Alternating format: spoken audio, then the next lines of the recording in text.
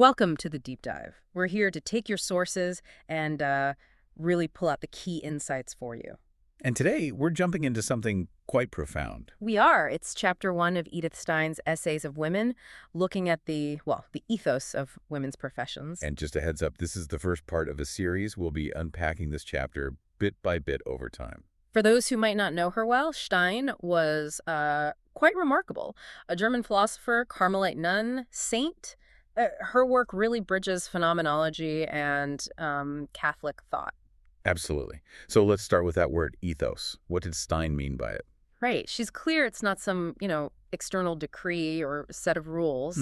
It's an inner form, she says, a constant spiritual attitude. She uses the term habitus. Habitus, like a deep-seated disposition. Exactly. Think of it as this abiding inner conviction that really shapes how someone approaches their entire professional life. So work becomes more than just a job.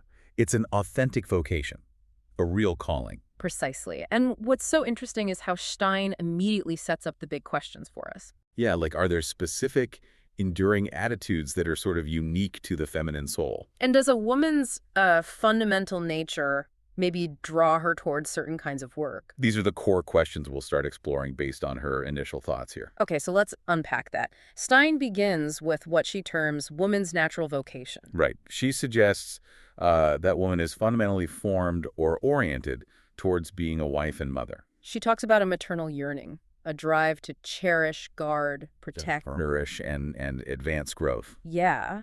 And she notes that this nature often leans towards what's living, what's personal, the whole picture, often intuitively, maybe less abstractly sometimes. And it's crucial to grasp that she sees this maternal gift as extending beyond just her own husband and children. Okay, so it's broader. Yes, it becomes an active sympathy, she calls it. Something that can actually awaken potential and, heighten achievements in a much wider circle. That's a really positive view, but she doesn't just leave it there, does she? No, she definitely doesn't shy away from the challenges. She brings in the idea of fallen nature. Which comes in the concept of original sin, right? Humanity's condition. Exactly. And she argues this fallen nature can, pervert or twist those natural tendencies. Into things like vanity or superficiality. Or even becoming, as she puts it, an obtrusive mischief maker. Manipulation, perhaps. Wow. Okay, so if fallen nature is a problem, what's the ideal? And what's the fix? Well, for the ideal, Stein points us directly to the Virgin Mary. The handmaid of the Lord. She sees Mary as demonstrating this pure feminine nature.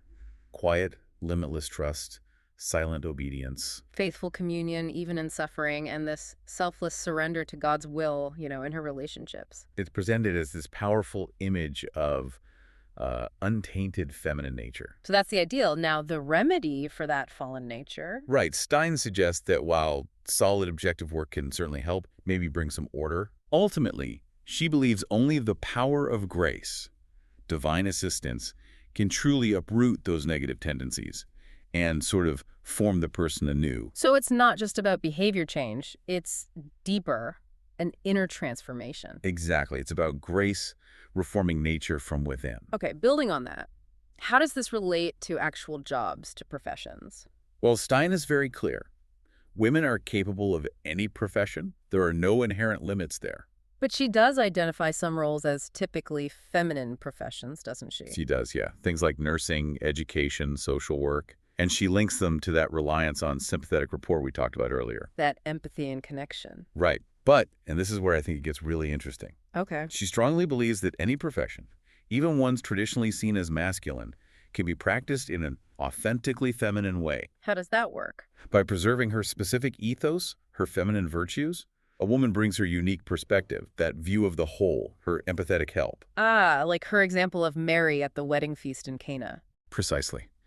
Mary quietly observed, saw the need, the lack of wine, and then discreetly helped fix it. It wasn't about taking over, but about bringing that specific, helpful feminine insight. So it reframes it. It's less about what job, more about how you do it, the virtue you bring. Exactly. It's about bringing that feminine ethos into any field. So we've got the natural vocation, the professional aspect. Yeah. Where does Stein go next? She moves towards what she considers the highest point.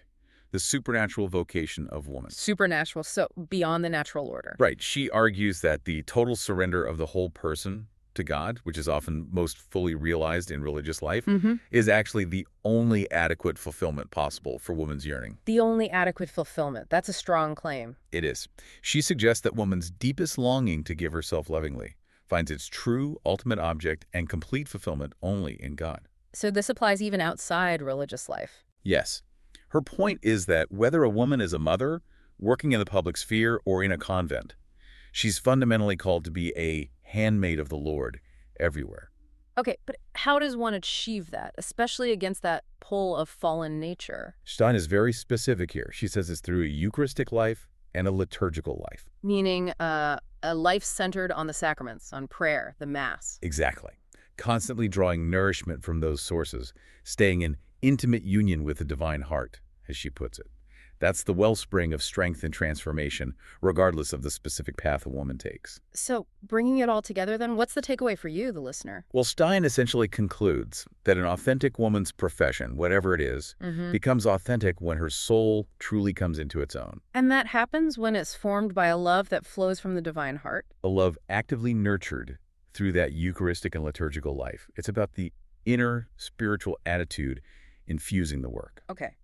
And before we wrap up this first dive, Stein leaves us with a really provocative question, doesn't she? She does. She asks, why do we talk so much about women's professions, but almost never about men's professions in the same way? That's true. Do men also face that tension between their individual talents, their specifically masculine nature, and how that nature is, or maybe should be, a factor in figuring out their vocation? It's a fascinating point to consider. What does my specific nature mean for my calling? And Stein's ultimate vision seems to be that real wholesome collaboration of the sexes and our best reflection of God only happens when both purely developed masculine and feminine natures can flourish side by side. A profound call, really, to understand ourselves and each other much better. Definitely something for you to think about as we continue exploring Stein's work.